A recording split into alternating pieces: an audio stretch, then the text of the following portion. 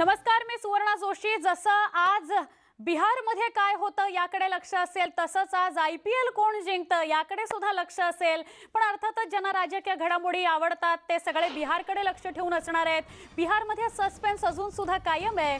NDAची सत्ता स्थापनेकडे वाटचाल होतीये का, अशा चर्चा सुरू झालेल्या आहेत। भाजपच्या जागा वाढलेल्या आहेत, JDUच्या जागा कमी झालेल्या आहेत। NDAची सत्ता आली तर CM कोण, अशा सुद्धा चर्चा होत आहेत। बिहार NDA मध्ये भाजप मोठा भाऊ झालेला आहे। महागठबंधन जवळपास 100 जागा, 100, 103, 109च्या जागांवर स्थिर आहे। बिहार निवडणुकीमध्ये चुरशीचे क्षण आपल्याला बघायला मिळत आहेत। नितीश कुमार यांना दणदणीत दणका मिळालाय असं म्हणायचं का, त्यांनी त्यांची सत्ता राखली आहे, हे सगळं आपण या दिवसाच्या शेवटी म्हणू शकतो किंवा कुठल्या तरी एका ठोस वाक्यापर्यंत आपण या दिवसाच्या शेवटीच येऊ शकतो।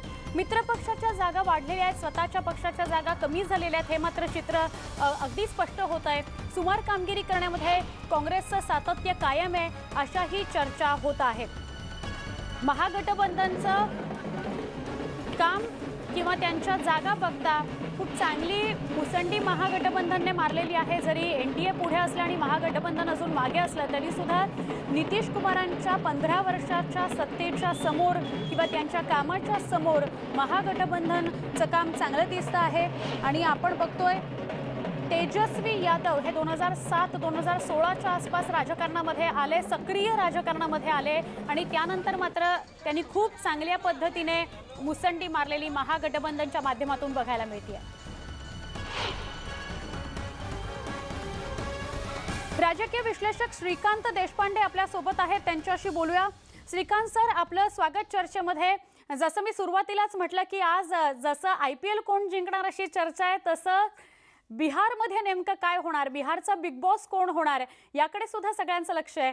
आपण सकाळपासून काय नेमक्या घडामोडी घडतायत, कौल किंवा निकाल हे सगळं बघत असाल, पहिली प्रतिक्रिया आपली?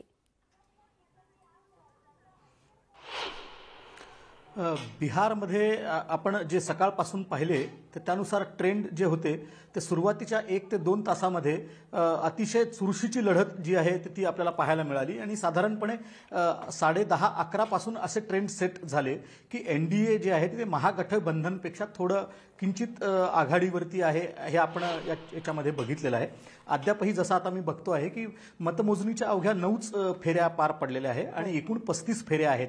तर त्याच्यामुळे आत्ता आणि काही जागांवरती जे आहेत ते 200 पासून ते 1000 मतांपर्यंतचाच फक्त फरक आहे। म्हणजे आघाडी आणि पिछाडीचं अंतर जे आहे ते 200 ते 1000 मतांपर्यंतचं आहे काही जागांवरती। त्यामुळे त्या जागांवरती काहीही होऊ शकतं अशी परिस्थिती आहे। पण आता संध्याकाळी 7 वाजता जे ट्रेंड सेट होतील, मला असं वाटतं की ते ट्रेंड कायम राहतील आणि त्यानुसारच मग आपल्याला त्याच्या पुढे बोलता येईल। आता जसं आपण बघतो आहोत की सीमांचल असेल, चंपारण, मिथिलांचल आणि कोसी भागात भाजप म्हणजे NDA आघाडीला मोठा फायदा मिळतोय आणि पाटलीपुत्र आणि भोजपूर विभागामध्ये जे आहे तर ते महागठबंधन पुढे आहे। जसं मगा तुम्हीच सांगितलं की सीमांचलमध्ये मोठा सेटबॅक जो आहे तो महागठबंधनला जो आहे MIM, बसपा आणि RLSP यांच्यामुळे बसताना आत्ता आपल्याला दिसतोय। आणि त्यांनी जर मतदानाच्या एकूण 3 ते 4% जरी मतं घेतली असतील तरी मला असं वाटतं की ते महागठबंधनच्या पराभवाला कारणीभूत ठरू शकतात, असं आत्ता आपल्याला स्पष्ट म्हणता येईल या ठिकाणी। श्रीकांत सर, म्हणजे जेव्हापासनं बिहार निवडणुकीच्या म्हणजे मतदानाच्या 3 टप्प्यांमध्ये एवढी चर्चा नव्हती की नेमकं मुसंडी तेजस्वी प्रताप यादव मारतात का नाही मारत, किंवा एवढी चर्चा नव्हती की ते काटेकी टक्कर देतील नितीश कुमार यांना। पण या मागच्या 2-3 दिवसांमध्ये म्हणजे 3ऱ्या टप्प्याचं मतदान जसंही पार पडलं त्यानंतर खूप वेगानं चर्चा सुरू झाल्या राजकीय विश्लेषकांमध्ये, पत्रकारांमध्ये की तेजस्वी प्रताप यादव यांनी खूप चांगलं काम केलेलं आहे किंवा यावेळेला ते भावी मुख्यमंत्री असू शकतात, तिथपर्यंत सुद्धा लोकांचं बोलणं गेलं। तर याचं विश्लेषण कसं कराल की अशा काय घडामोडी घडल्या असतील? असं आहे की बिहारमध्ये गेल्या 15 वर्षापासून जे आहे तर ते नितीश कुमार हे सत्तेमध्ये आहे आणि त्यामुळे ते असं दिसतंय की जो फर्स्ट टाइम वोटर आहे, जो पहिल्यांदा मतदान करतो आहे, त्याचं वय आपण जर त्याच्या जन्माचे म्हणजे त्यांनी जेव्हा बघितलं पहिल्यांदा नितीश कुमार तेव्हा तो साधारण 3 ते 4 वर्षाचा जर असेल आणि आज तो पहिल्यांदा मतदान करतोय 18-19 वर्षाचा, तर त्यांनी त्याच्या कारकिर्दीमध्ये नितीश कुमार यांचंच सरकार बघितलेलं आहे. इन्फ्रास्ट्रक्चरमध्ये काही प्रमाणात सुधारणा झालेली आहे, रस्त्यांच्या जल योजना पूर्ण झालेल्या आहेत, काही प्रमाणामध्ये वीज बऱ्यापैकी बिहारमध्ये पोहोचलेली आहे. आणि परंतु हे सगळं होत असताना बिहारमध्ये जो बेरोजगारीचा दर आहे तो साधारण 46% आसपास आहे असं आत्ता आपल्याला म्हणता येईल. आणि जर 46% बेरोजगारी ज्या राज्यामध्ये आहे त्या राज्यामध्ये पलायन होणे किंवा तिथून बेरोजगारीसाठी स्थलांतर होणं याचं प्रमाण फार मोठ्या प्रमाणावरती आहे.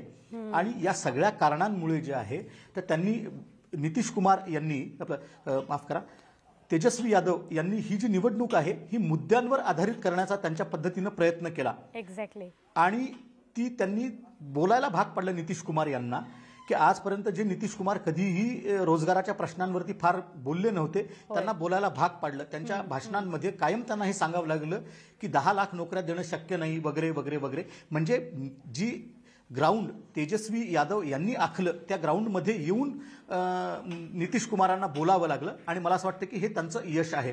आणि मोठ्या प्रमाणावर असलेला जो फर्स्ट टाइम वोटर आहे, जो पहिल्यांदा मतदान करतोय, तो जर तेजस्वी यादव यांच्या बाजूने आला असेल तर मला असं वाटतं की ती फार मोठी त्यांची अचीवमेंट आहे असं आत्ता म्हणता येईल. पण त्याच्यामध्ये अजून एक गोष्ट अशी झाली की जो आरोप त्यांच्यावरती नेहमी लागत राहिला की जंगलराज के युवराज किंवा जंगलराज आणायचा आहे का, तर मला असं वाटतं की त्या गोष्टी जे नरेटिव्ह भाजप सेट करत होतं त्याला उत्तर देणं जे आहे तर थोडंसं देण्यामध्ये ते कमी पडले असं आत्ता म्हणता येईल. कारण तो डाग जो आहे तर तो त्यांच्याकडून पुसला गेला नाही किंवा त्याला त्याचा प्रभावी उत्तर जे आहे ते देता आलेलं नाही आहे आत्ता असं आपल्याला या एकूण आलेल्या आकड्यांवरून दिसतं. अन्यथा तेजस्वी यादव यांच्या सभांना होत असलेली गर्दी मी स्वतः प्रत्यक्ष पाहिली आहे. किमान 1-1 लाखाची सभा जी आहे तर ती आहे, त्या सभांना गर्दी होती. आणि त्याच्या तुलनेमध्ये पंतप्रधान असतील किंवा मुख्यमंत्री असतील किंवा भाजपचे अन्य जे स्टार प्रचारक होते, इव्हन निरहुआ हा तिथला भोजपुरीतला स्टार आहे, पण त्याच्याही सभेला एवढी गर्दी नव्हती जेवढी तेजस्वी यादव यांच्या सभेला होती.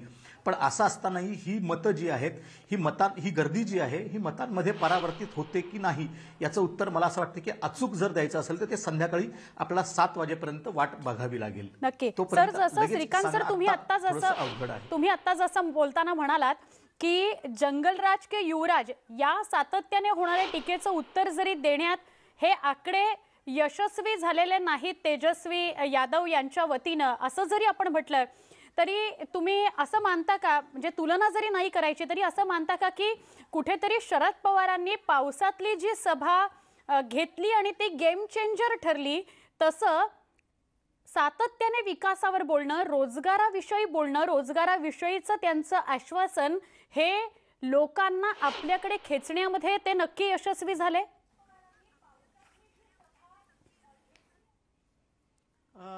मला असं वाटतं की याचं उत्तर जर द्यायचं झालं तर मी थोडंसं मागे जाऊन असं म्हणेन की 1995-96 साली ज्या निवडणुका झाल्या होत्या लोकसभेच्या आणि त्याच्यामध्ये काँग्रेस पक्षाला पराभवाला सामोरं जावं लागलं होतं, तेव्हा तत्कालीन पंतप्रधान पदावरून पायउतार झालेले नरसिंहराव असं म्हणाले होते की नुसत्या विकासाच्या मुद्द्यांवरती तुम्हाला निवडणुका जिंकता येत नाही या देशामध्ये, ही वस्तुस्थिती आहे.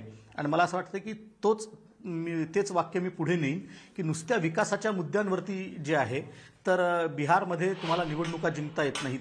तर हे तेजस्वी यादव यांना माहिती असणार नाही असं म्हणता येणार नाही, त्यांना माहिती होतंच.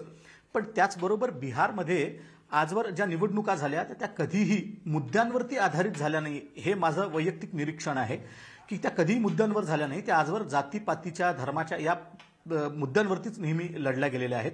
आजपर्यंत लालू प्रसाद असतील किंवा राबडी असतील, 1990 नंतर लालू प्रसादांनी जे राज्य केलं तर त्याचं MY समीकरण होतं आणि त्याच्या बरोबरीने त्यांना काही ज्या महादलित जाती आहेत त्यांचं समर्थन त्यांच्या बाजूनी येत असे आणि त्या याच्यावरती त्यांनी 15 वर्ष राज्य केले.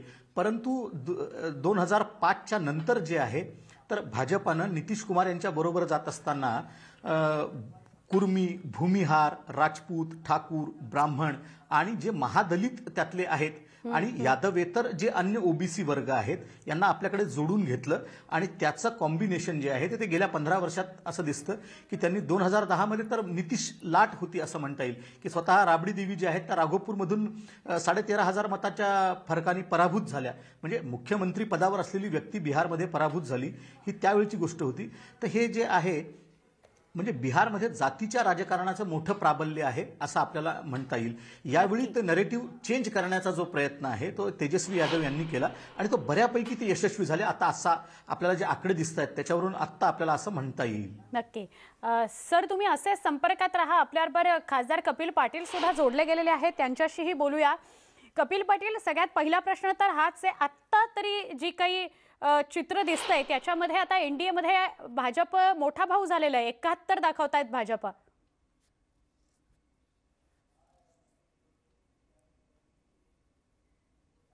कपिलजी, आपल्यापर्यंत आवाज पोहोचतोय माझा? हो, येतोय, आवाज येतोय. कपिलजी, माझा प्रश्न असा होता की आता तरी जे काही आकडे किंवा चित्र दिसतंय त्याच्यामध्ये एनडीएत भाजप मोठा भाऊ झालाय असं म्हणता येईल. आता 71 आहे भाजप जागा. भाजप मोठा भाऊ होणार हे अपेक्षित होतं. याचं कारण भाजपची जी रणनीती होती ती अशी होती की नितीश कुमारांच्या सोबत राहून नितीश कुमारांचे पाय कापायचे, नंबर 1. त्यासाठी तेजस्वीचा वापर करायचा आणि दुसऱ्या बाजूला तेजस्वीला रोखायचं. म्हणजे नितीश कुमारांचे पाय कापायचे, चिरागचा वापर करायचा आणि तेजस्वीला रोखायचं, ही भाजपची रणनीती होती. भाजप ज्या ज्या राज्यात आहे त्या राज्यात तीच त्यांची रणनीती होती. परंतु एक गोष्ट मगाशी जे सांगितलं गेलं की नॅरेटिव्ह जे बदललं गेलं की आतापर्यंत बिहार म्हणजे जातींच्या समीकरणावरती जी निवडणूक होते ते नॅरेटिव्ह तेजस्वीने बदललं. हे सगळ्यात मोठं तेजस्वीचं यश आहे, आपण मान्य केलं पाहिजे, नंबर 1. नंबर 2, अजूनही संध्याकाळी 4-5 वाजेपर्यंत खरं चित्र स्पष्ट होईल.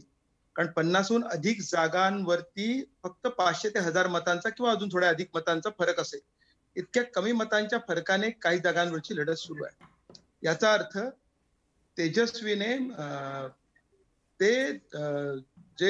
जो चक्रव्यूह रचला होता भाजपने तो भेदण्याचा प्रयत्न बऱ्यापैकी केलेला आहे. अर्थात त्याच्यात सत्ता येईलच असं नाही, कारण बिहारमधली गणितं पाहता, कारण तेजस्वीकडे केवळ MY नाही, तेजस्वीकडे रोजगाराच्या प्रश्नावर आणि विकासाच्या मुद्द्यांवर या 2 गोष्टी यावेळेला तेजस्वीने केल्या. आपल्या वडिलांच्या छायेतून ते बाहेर पडले. नंबर 2, जातीच्या समीकरणाची जी एक गडद छाया असते जी RJD वरती होतीच, त्याच्यातून त्यांनी स्वतःला आणि बिहारला बाहेर काढलेला आहे आणि खऱ्या प्रश्नांवरती भाजपला त्यांनी आणलेला आहे. म्हणजे भाजपचं राम मंदिरकडे चाललं नाही, भाजपचं तो समान नागरिक कायदा चालला नाही, भाजपचं तलाक बिलाक काही चाललं नाही. भाजपचं जे नेरेटिव्ह सातत्याने हिंदू मुसलमान करण्याचा प्रयत्न होता त्याला भेदण्यामध्ये ही निवडणूक अतिशय महत्वाची आहे. बिहारने नेहमीच देशाला च्या राजकारणाला कलाटणी दिली आहे आणि मला असं वाटतं की याही वेळेला निकाल काही लागो, जरी एनडीए सत्तेवर आलं तरी सुद्धा तो एनडीएच्या धोरणाला पहिल्यांदा इतकं मोठं आव्हान बिहारच्या भूमीत मिळालेलं आहे. ज्या बिहारच्या भूमीमध्ये 74चं आंदोलन झालं, 77ची क्रांती झाली, लोकशाही क्रांती झाली, त्याच बिहारमध्ये हा मोठा परिणाम झालेला आणि त्याचं तो स्वागतार्ह आहे असं मला वाटतं. नक्की.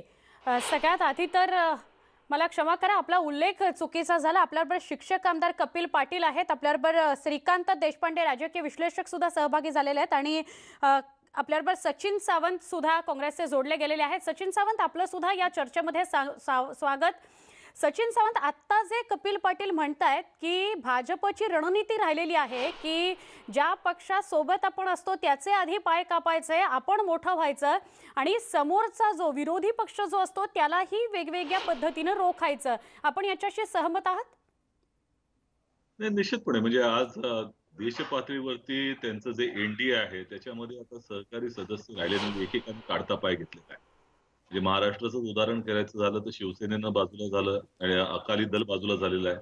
जनता दल युनायटेड जर तुम्ही त्या ठिकाणी तो ग्राफ बघितला तर तो 115 नंतर 71 नंतर आता जे काही आता ते तुम्हाला दिसत आहेत ते 50च्या खाली आलेलं आहे. आणि भारतीय जनता पक्षाचा ग्राफ मात्र तो वरती चाललेला आहे. एकंदरच या निवडणुकीमध्ये जर तुम्ही पाहिलं म्हणजे ही खरी निवडणूक आहे की देश पातळीवरती भारतीय जनता पक्षाचे एकंदर जे काही वर्तणूक आहे त्याच्याबद्दल अत्यंत उत्तम अशा तऱ्हेचं मार्गदर्शन करणारी आहे आणि जे त्यांचे सहकारी पक्ष आता अजूनही त्यांच्याकडनं अपेक्षा ठेवतायत त्यांना खरं भारतीय जनता पक्षाचं चित्र काय आहे हे दर्शवणारी आहे. याचं कारण असं की आजही या निवडणुकीमध्ये तुम्ही जर पाहिलात तर एलजेपी जो लोक जनशक्ती पक्ष आहे त्याला बाजूला करून कशा तऱ्हेने लढवला गेला. आज मी ह्या निवडणुकीमध्ये पहिल्यांदा असं पाहिलं की आर-एस-एसची लोकं म्हणजे मी भाजपचंच म्हणत नाही. आर-एस-एसचे रामेश्वर चौरसिया, राजेंद्र सिंग सारखे जे स्टॉलवर्ड नेते आहेत, ते जनशक्ती पक्षाच्या तिकिटावर लढले.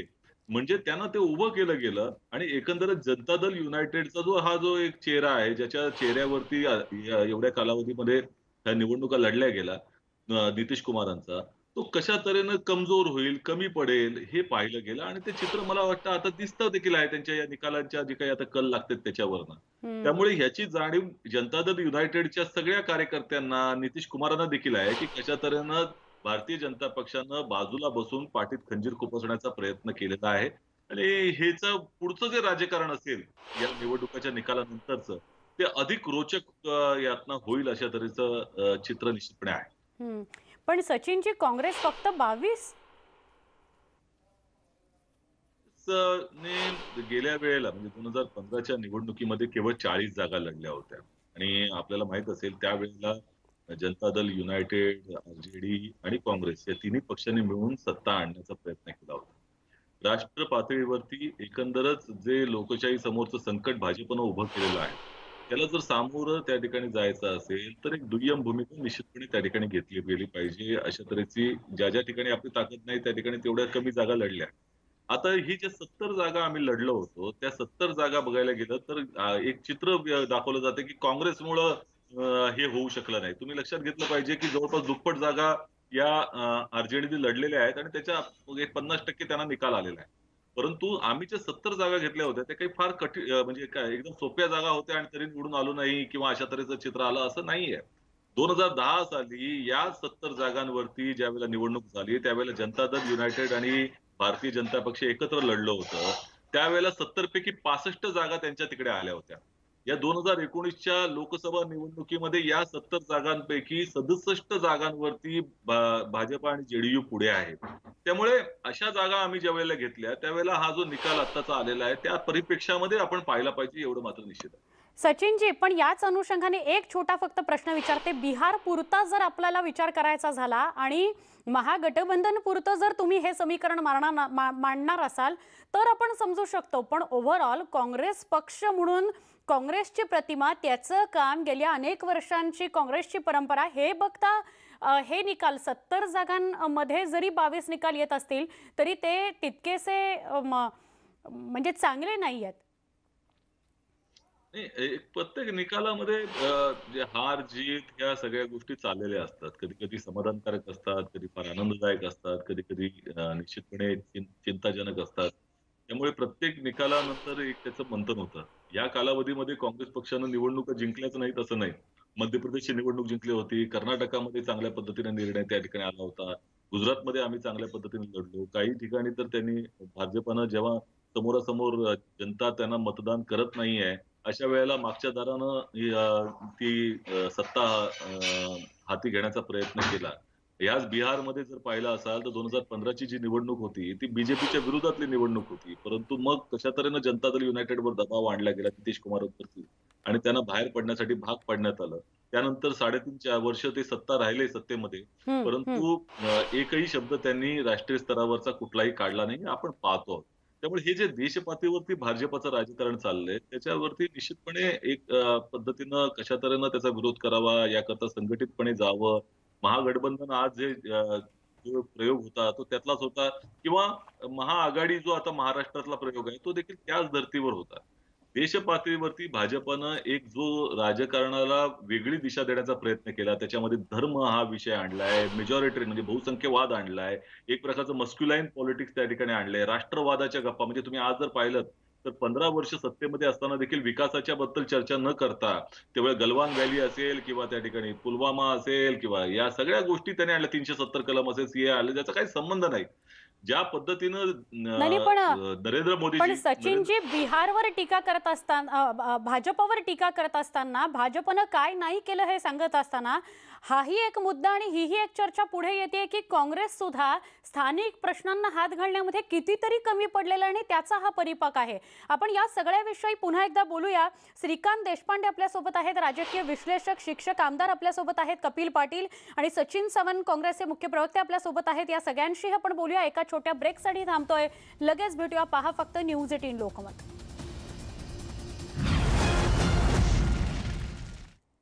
बिहारचा बिग बॉस कोण याची उत्सुकता लागलेली आहे, त्याविषयी आपण बोलतो आहोत. जसजसं निकाल यायला किंवा आधी कल आणि त्यानंतर निकाल यायला सुरुवात झाली तेव्हापासून आपण या सगळ्यावर चर्चा करतो आहोत, करत राहणार आहोत.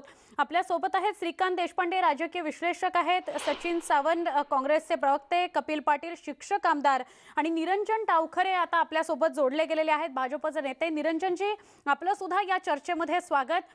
बिहारविषयी, बिहारच्या एकंदर प्रश्नांविषयी कोण किती कसं पुढे आहे याच्याविषयी आम्ही बोलतो आहोत. निरंजनजी, तुमची पहिली प्रतिक्रिया. आपण बघतोय आत्ता दृश्यांमध्ये एनडीए मध्ये मोठा भाऊ झालेले आहात तुम्ही, आत्ताचं जे चित्र आहे त्यावरून तरी लोकांनी अतिशय चांगला प्रतिसाद मोदीजींना दिलेला आहे हे स्पष्ट दिसतंय आणि मोदीजींचा जो करिश्मा आहे तो करिश्मा बिहारमध्येही काम करतोय. आणि त्याचबरोबर फडणवीस साहेबांनी जी मेहनत या गठबंधनच्या दृष्टिकोनाने सुरुवातीच्या काळामध्ये घेतली, नंतर साहेबांना कोरोना झाला, पण जे महत्वाचा रोल जे तडजोडीचा होता तो रोल अतिशय यशस्वीपणे निभावल्यामुळे हे चांगलं यश आपल्याला दिसतंय. आणि निश्चितपणे नितीशजींचा आदर करत भारतीय जनता पार्टी त्यांच्या नेतृत्वामध्ये पुढची वाटचाल करेल. नक्की. पण कपिल पाटील असं म्हणतायत, शिक्षक आमदार आपल्यासोबत आहेत, ते असं म्हणतायत की ही रणनीतीच भाजपची राहिलेली आहे की आपल्यासोबत जो आहे त्याचे पाय कापायचे आणि विरोधकांना वेगवेगळ्या पद्धतीनं रोखायचं. नाही, खरं तर आपण बघितलं ही निवडणूकच भाजप पूर्णपणे नितीशजींना घेऊनच एकत्र गठबंधनमध्ये लढली आणि प्रत्येकाने आपापला मान ठेवत त्या तिकडे ज्या सीट्स आहेत तो आणि जे जे शब्द दिलेले आहेत ते पुढच्या काळामध्ये आपल्याला पाहताना दिसतीलच. ते यशस्वीपणे दोन्ही गठबंधन जे सरकार आतापर्यंत 15 वर्ष सत्तेत होतं आणि आता या 5 वर्षामध्ये जे नितीशजींच्या नेतृत्वामध्ये जे सरकार चालू होतं ते पुढेही 5 वर्ष चांगल्या पद्धतीमध्ये काम करताना आपल्याला दिसेल. पण निरंजनजी, अशी शक्यता किंवा अशा चर्चा किंवा असं चित्र आपल्या समोर होतं का निवडणुकांचा? आपल्या सगळ्यांशी बोलूया. संजय राऊत यांची पत्रकार परिषद थेट प्रक्षेपण.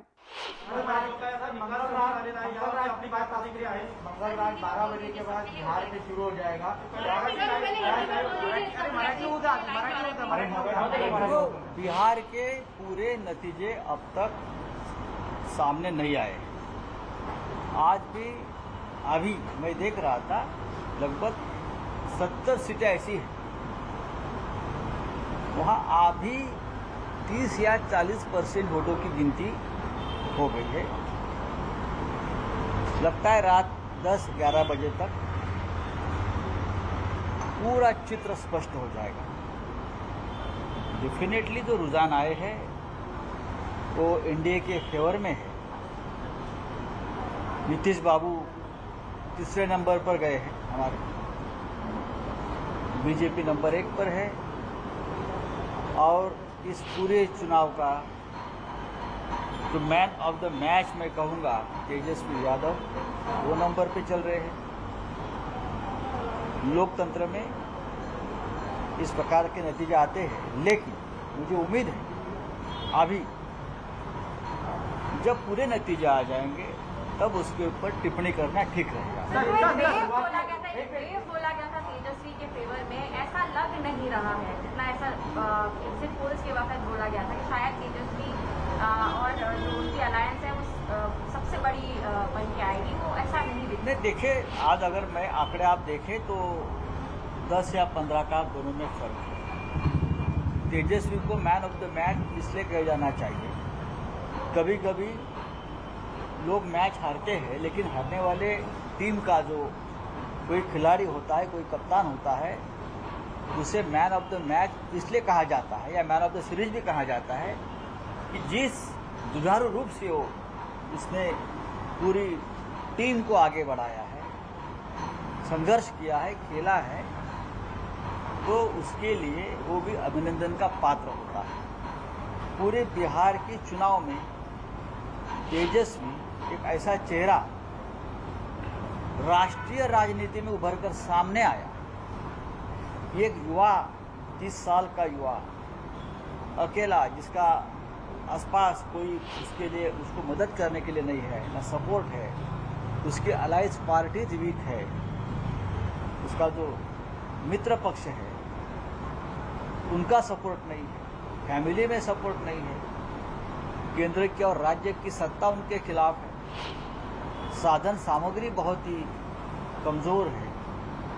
ऐसी प्रतिकूल परिस्थिति में अगर एक युवा देश के प्रधानमंत्री से लेकर राज्य से मुख्यमंत्री तक, केंद्रीय मंत्रिमंडल तक अकेला लड़ता है, संघर्ष करता है और पूरी चुनाव उसके इर्द गिर्द घुमाता है, तो मुझे लगता है देश को, बिहार राज्य को एक ऐसा चेहरा मिला है राजनीति में, तो उसके ऊपर हम आने वाले दिनों में विश्वास रख सकते हैं और उसमें भविष्य देख सकते हैं। सवाल ने कहा कि अंत भला तो सब भला, उन्होंने अपने आखिरी चुनावी रैली में कहा था, लेकिन उनके पक्ष में एंटी इनकम्बेंसी आपको लग रहा है क्या? क्योंकि जेडीयू तीसरे नंबर की पार्टी दिख रही है, जो रुझान अब तक जिस पार्टी का मुख्यमंत्री 3 बार रहा है एक राज्य में, वो पार्टी अगर तीसरे नंबर पे जाती है तो ये सोचने का विषय है। आप मुख्यमंत्री हो, आप विकास का चेहरा हो, आप बिहार का प्रमुख चेहरा हो, आपके नेतृत्व में चुनाव एनडीए ने लड़ा है, हाँ, और आप तीसरे नंबर पर हैं, तो नीतीश कुमार जी ने, नीतीश बाबू ने, उनके पार्टी एनडीए में उस बारे में खुद आत्मचिंतन विश्लेषण करना चाहिए। उसका मतलब ये है कि सरकार पूरी तरह से फेल थी। विकास का मुद्दा जो तेजस्वी ने उठाया था वो सही था और इसलिए जनता ने आपको तीसरे नंबर पर फेंक दिया है। लेकिन सर क्या होता है ना, हमेशा से ही जेडीयू को अलर्ट करने की कोशिश कर रहे थे कि जो गेम हमारे साथ बीजेपी ने महाराष्ट्र में खेला वो आपके साथ बिहार में खेल सकते हैं। अभी के नतीजे वही दिखा रहे कि बिहार में देखिए, मैं अभी भी सुन रहा था कि बिहार में भारतीय जनता पार्टी के सभी नेता एक सुर में बोल रहे हैं कि नीतीश बाबू ही मुख्यमंत्री हो गए।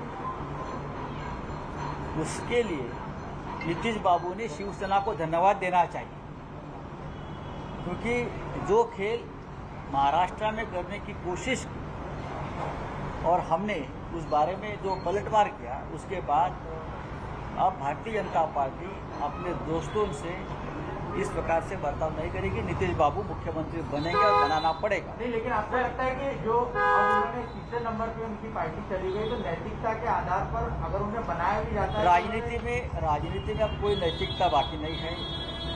अगर नैतिकता होती तो बहुत कुछ बातें महाराष्ट्र में भी राजनीति 1 साल पहिले बदल चुकी होती। साहेब, महाराष्ट्रातला एक चेहरा, एक नेते बिहारच्या निवडणुकीमध्ये भाजप अग्रक्रमाने आता पुढे चाललेले आहे. देवेंद्र फडणवीस यांचं योगदान देखील मोठं आहे. अभिनंदन तर करणार की नाही? नक्कीच, जे जिंकले त्याचं अभिनंदन करण्याची आमची परंपरा आहे. देवेंद्र फडणवीस हे बिहारचे प्रमुख होते, त्यांना महाराष्ट्राचा अनुभव दांडगा आहे. त्यांनी बिहारामध्ये नक्कीच इथे बसून सूत्र हलवली असतील. संपूर्ण केंद्रीय सत्ता तिथे कामाला लागली होती. प्रधानमंत्री मोदी यांनी साधारण 17 किंवा 18 सभा घेतलेल्या आहेत. तरीही 30 वर्षाचे तेजस्वी यादव यांनी सगळ्यांना कामाला लावलं मोठ्या प्रमाणात. सगळ्यांच्या तोंडाला फेस आणि दम आणला, हे मान्य करावं लागेल. सुशांत सिंग राजपूतच्या आत्महत्या प्रकरणावरून बिहारमध्ये एका प्रकारचं राजकारण बनलेलं पाहायला मिळालं. त्याचा फायदा झाला? मला वाटत नाही अशा प्रकारच्या कुठल्याही महाराष्ट्रातल्या आत्महत्या किंवा मृत्यूचा फायदा एखाद्या पक्षाला झाला असेल. तेजस्वी यादव यांनी निवडणुकीच्या प्रचारामध्ये जी उसळी घेतली आणि त्यांनी सगळ्यात पहिला मुद्दा विकासाचा आणला, खास करून बेरोजगारीचा 10 लाख बेरोजगारांना नोकऱ्या देण्यासंदर्भात जेव्हा तेजस्वी यादव यांनी शब्द दिला बिहारच्या जनतेला, त्यानंतर बिहारमध्ये बाकीचे सगळे मुद्दे मागे पडले आणि रोजगार, बेरोजगार, विकास, आरोग्य, शिक्षण या मुद्द्यांवर प्रचारात चर्चा सुरू झाली. त्याचं श्रेय हे तेजस्वी यादव यांनाच द्यावं लागेल. नितीश कुमारांना जो शब्द दिलेला आहे की काही झालं तरी मुख्यमंत्री नितीश कुमारच बनतील, महाराष्ट्रात एक वेगळं राजकारण पाहायला मिळालं होतं. बिहारमध्ये त्याच पद्धतीचं महाराष्ट्रामध्ये सुद्धा हा शब्द दिल्यावर ज्या उलटापालट्या झाल्या आणि अनपेक्षितपणे त्यांच्या शिवसेनेने जी भूमिका घेतली, आता मी मगाशी म्हणालो नितीश कुमार यांनी शिवसेनेचे आभार मानले पाहिजे. आता अशा शब्द फिरवण्याच्या किमया बिहारमध्ये होणार नाहीत, कारण काय होऊ शकतं हे शिवसेनेनं महाराष्ट्रात दाखवलेलं आहे. म्हणून जर नितीश कुमार भारतीय जनता पक्षाच्या पाठिंब्यावर कमी जागा येऊन सुद्धा मुख्यमंत्री झाले तर त्याचं श्रेय नितीश कुमारांनी शिवसेनेला द्यायला हवं. काँग्रेसचे राष्ट्रीय प्रवक्ते उदित राज यांनी संशय व्यक्त केला की ईव्हीएम हॅक झाली आहे, ते की हरियाणामध्ये पण तशा पद्धतीचं. मला त्याच्याविषयी काही माहिती नाही. आता जे ताजे आकडे आले त्यावर आपली काय प्रतिक्रिया आहे या मराठी? ताजे आकडे जे आहेत हे ताजे आकडे रात्री 11पर्यंत सतत बदलत राहतात. मला बिहारच्या मतमोजणीची जास्त कल्पना आहे. फार त्यांची प्रक्रिया हळू चाललेली आहे. साधारण 10 मिनिटापूर्वी मी माहिती घेतली, 30 किंवा 35% इतकीच मतमोजणी झाली होती. रात्री 10 वाजता साधारण खरे कल किंवा खरे निकाल समोर येतील आणि त्यानंतर आपल्याला अधिक सविस्तरपणे भूमिका मांडता येईल. 40 जागा लढवल्या होत्या, शिवसेनेचा काय परफॉर्मन्स राहिलेला आहे तिकडे? शिवसेनेचा परफॉर्मन्स असा राहिलेला आहे आमचा की तेजस्वी यादव यांना मदत करता आली तर पाहावं. काँग्रेसच्या पिछाटीमुळं त्याचा फटका जो आहे तो असं आहे की जर काँग्रेसला अधिक चांगली कामगिरी पार पडता आली असती तर आता या क्षणी तेजस्वी यादव हे मुख्यमंत्री पदाच्या शर्यतीमध्ये सगळ्यात पुढे असतात. धन्यवाद.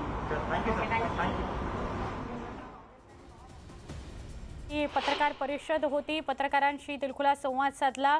मॅन ऑफ द मॅच असं तेजस्वी यादव यांना म्हटलं गेलं पाहिजे असं संजय राऊत म्हणाले, पण त्याच वेळेला जड शब्दांनी अभिनंदन केलं त्यांनी देवेंद्र फडणवीस यांचा. एक छोटा ब्रेक, लगेच भेटूया. पहा फक्त न्यूज 18 लोकमत.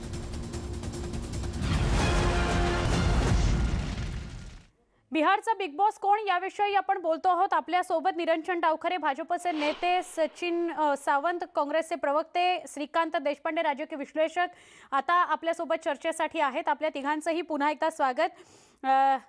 निरंजन डावखरे, जंगलराज के युवराज असं सातत्यानं बिहारमध्ये तुम्ही म्हणालात, पण ते तितकंसं इम्पॅक्टफुल झालं नाही. एक दुसरा महत्त्वाचा भाग, तेजस्वी यादव यांनी पण याकडे लक्ष दिलं नाही.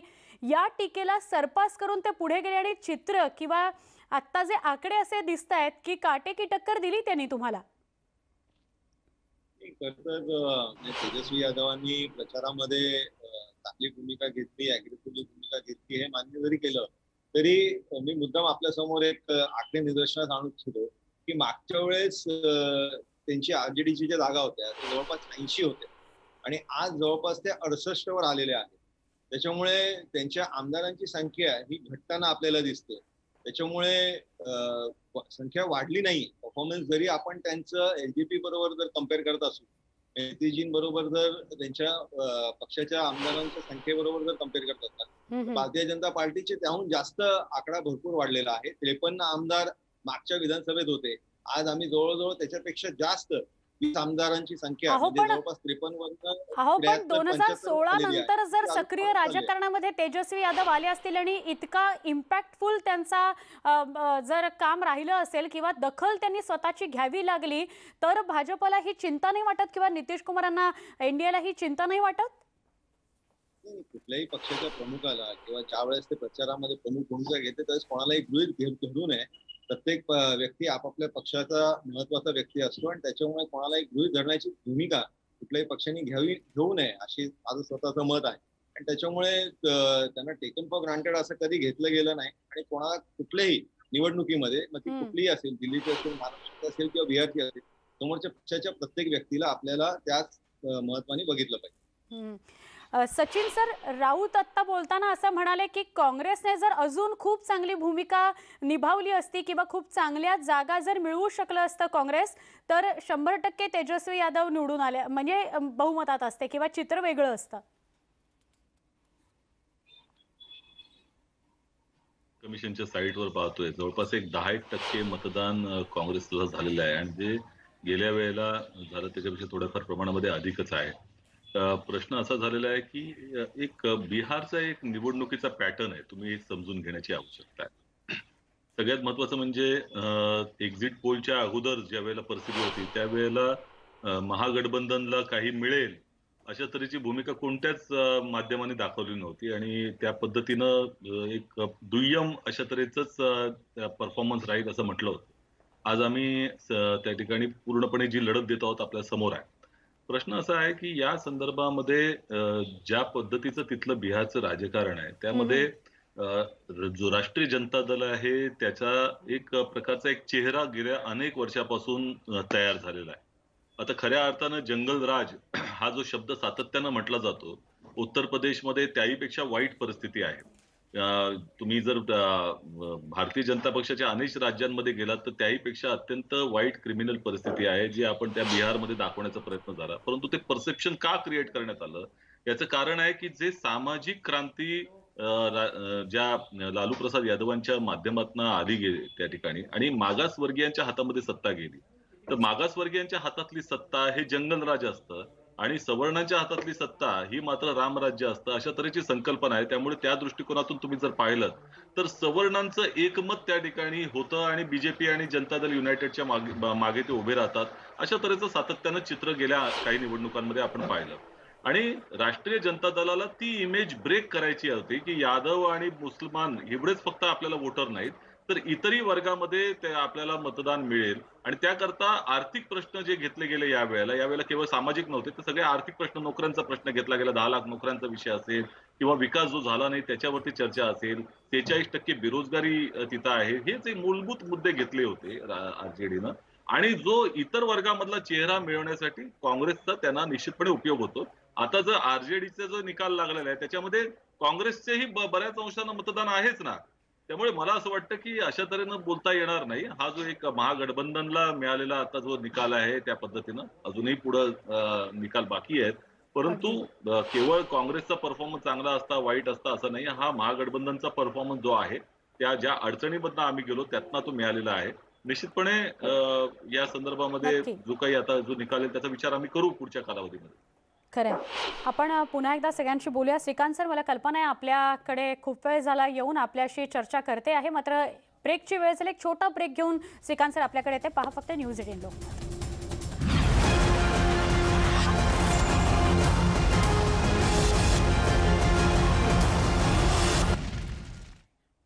बिहारचं चित्र साधारणपणे संध्याकाळी 7 नंतर स्पष्ट होईल असं आत्ता तरी दिसतंय. 35 फेऱ्या आहेत आणि अगदी जवळपास 20 ते 30% मतमोजणी झाली आहे असं आत्ता तरी कळतं आहे. या सगळ्याविषयी आपण श्रीकांत देशपांडे राजकीय विश्लेषक, सचिन सावंत मुख्य प्रवक्ते काँग्रेसचे आणि निरंजन डावखरे नेते भाजपचे यांच्याशी बोलतो आहोत. श्रीकांत सर, मागचा काही काळ तुम्ही ऐकता आहात हे सगळे मान्यवर काय म्हणत आहेत, जी सचिनजींनी त्यांच्या काँग्रेसच्या कामाविषयीची भूमिका मांडली त्याच्याविषयी आपण सहमत आहात का? आणि भाजप जे म्हणत आहे की नितीश कुमार यांच्याच नेतृत्वात आम्ही पुढेही काम करत राहणार आहोत, याच्याविषयी सुद्धा तुम्ही काय सांगाल?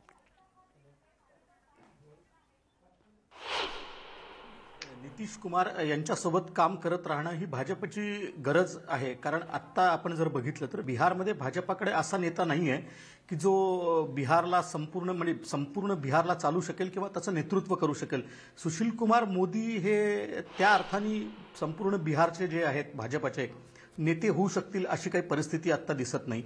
दुसरं असं आहे की त्याच्यामध्ये आत्ता सचिन सावंत जसं म्हणाले की आम्ही काँग्रेसनी चांगली लढत दिली आहे, आम्ही चांगले लढलो आणि आमच्यामुळे हे झालेलं नाही आहे, तर मला सर्व सचिन सावंतांना थोडंसं करेक्ट करायचं आहे की सचिन सावंत जसं म्हणाले की आमचा मोठा जनाधार आहे, तर मग मला एवढंच सांगायचं आहे की 1990 पूर्वी जे आहे की काँग्रेसचा जनाधार जो होता तो सवर्ण वर्गातून येत होता आणि मुस्लिम आणि काही प्रमाणात दलित हे काँग्रेसचे समर्थक होते. पण 90 नंतरचं जे मंडलोत्तर राजकारण आलं त्यामध्ये हा सगळा जो काँग्रेसचा पाठीराखा वर्ग आहे यातला जो सवर्ण वर्ग आहे तो भाजपच्या बाजूने गेला आणि दलित, मुस्लिम आणि महादलित वर्ग जो आहे तर तो राष्ट्रीय जनता दलाच्या बाजूने म्हणजे लालूंच्या बाजूने गेला. त्याच्यामुळे आज जर तुम्ही बघितलं तर काँग्रेसला ज्याला सामाजिक जनाधार म्हणता येईल पक्का असा कुठलाही वर्ग आत्ता काँग्रेसकडे बिहारमध्ये नाही आहे, हे त्यांनी थोडंसं समजून घेतलं पाहिजे असं मला वाटतं. आणि याचं कारण असं आहे की काँग्रेसचे मुख्यमंत्री जे आहेत ते सवर्ण वर्गातून येत होते आतापर्यंत. अगदी शेवटचे मुख्यमंत्री जे होते जगन्नाथ मिश्रांपर्यंत ते बहुतेक मुख्यमंत्री हे सवर्ण वर्गातून येत होते. आणि काँग्रेसचा बाकी जो जमिनी आधार होता तर तो मुस्लिम आणि हे जे सवर्ण वर्ग आहे तो होता. या व्यतिरिक्त काही प्रमाणामध्ये तो महादलित वर्गातून येत होता. तर हे सगळं जे समीकरण आहे 90 नंतर जवळपास काँग्रेसचा जो पाठीराखा वर्ग आहे तर तो शिफ्ट झाला, सवर्ण भाजपाकडे गेले आणि यादव, मुस्लिम आणि अन्य जे महादलित वर्ग होता तो आरजेडीकडे गेला. 2005 नंतर याच्यामध्येही असं झाला की यातला जो भूमिहार आहे आणि भूमिहार असतील किंवा कुर्मी असतील किंवा राजपूत असतील हे नितीश कुमारांकडे आणि अन्य जे आहेत त्याच्यामध्ये ब्राह्मण, ठाकूर हा जो वर्ग आहे आणि काही प्रमाणामध्ये यादवेतर वगळता जे ओबीसी आहेत ते भाजपाकडे शिफ्ट झाले. थांबून इथे एकच गोष्ट फक्त स्पष्ट कराल आपण म्हणून थांबवते. श्रीकांत सर, हा जनाधार काँग्रेसनं बिहारमध्ये का गमावला? म्हणजे स्थानिक मुद्द्यांपर्यंत पोचलं सुद्धा नाही काँग्रेस, दुर्लक्ष केलं काँग्रेसनं बिहारच्या स्थानिक मुद्द्यांकडे, अशी ही टीका होतीये त्यांच्यावर. काँग्रेसनं दुर्लक्ष केलं हा भाग एक नाही आहे. एकूणच 1990 नंतर मंडलोत्तर किंवा कमंडलोत्तर जे राजकारण आपण पाहतो आहोत त्यात उत्तर भारतांमधून उत्तर प्रदेश असेल किंवा बिहार असेल या राज्यांमध्ये जी बहुपक्षीय निवडणुका व्हायला लागल्या त्या ठिकाणी काँग्रेसचा पाया जो आहे तो मोठ्या प्रमाणात उखडलेला आहे. पण जिथे 1 to 1 म्हणजे एकास एक लढत होते अशी जी राज्य आहे उत्तरेकडची, त्याच्यामध्ये मध्य प्रदेश असेल, छत्तीसगड असेल, राजस्थान असेल, गुजरात असेल किंवा झारखंड काही प्रमाणामध्ये असेल, या राज्यांमध्ये काँग्रेसला बऱ्यापैकी जनाधार आहे. म्हणजे जर एकास एक लढत जेव्हा होते तर तेव्हा तिथे काँग्रेस निश्चितच चांगली कामगिरी करते. पण जिथे बहुपक्षीय लढती होतात अशा ठिकाणी काँग्रेसचा जो जनाधार आहे तो तिथल्या स्थानिक पक्षांकडे गेलेला आहे. हे चित्र आपण गेल्या 90 नंतर पुन्हा थांबवते कारण वेळ माझ्याकडे अगदी कमी आहे. अगदी शेवटचा प्रश्न आणि थोडक्यात विचारते. मॅन ऑफ द मॅच म्हटलं गेलं पाहिजे तेजस्वीला, अशी प्रतिक्रिया राऊतांकडून आली, त्याच्यावर तुमची थोडक्यात प्रतिक्रिया. मला असं वाटतं की नक्कीच याचं कारण, मी राऊतांशी या बाबतीत अगदी 100% सहमत आहे. आणि याचं कारण असं आहे की मोठ्या प्रमाणावरची यंत्रणा जी आहे ती या निवडणुकांमध्ये होती आणि मर्यादित संसाधनं घेऊन जे आहे तर ते लढत होते तेजस्वी यादव. आणि अशा परिस्थितीमध्ये जर तुम्हाला 15 वर्षाचा अँटी इन्कम्बन्सी आहे ही गोष्ट मान्य करूनही मी असं म्हणेन की निश्चितच त्यांनी चांगल्या पद्धतीने लढत दिली आणि ते खरोखरच मॅन ऑफ द मॅच किंवा त्या कौतुकाला पात्र आहेत असं नक्की म्हणता येईल. नक्की. तुम्ही तिघेही आता 1 तासभर या चर्चेमध्ये सहभागी झालात त्याबद्दल आभार. अर्थातच तुमच्या तिघांपैकी सगळेच दिवसभर आमच्याबरोबर चर्चांमध्ये सहभागी असणार आहेत. बिहारचा बिग बॉस कोण हे आपण जाणून घेण्याचा प्रयत्न करतोय. साधारणपणे विश्लेषक आणि अभ्यासक असंच म्हणतात की 7 पर्यंत चित्र स्पष्ट होईल, पण उशिरापर्यंत मतमोजणी चालेल अशाही चर्चा आहेत. बघूया नेमकं काय होतं. आत्ता एक छोटा ब्रेक घेऊन लगेच भेटतो. याच विश्लेषणामध्ये पहा फक्त न्यूज 18 लोकमत.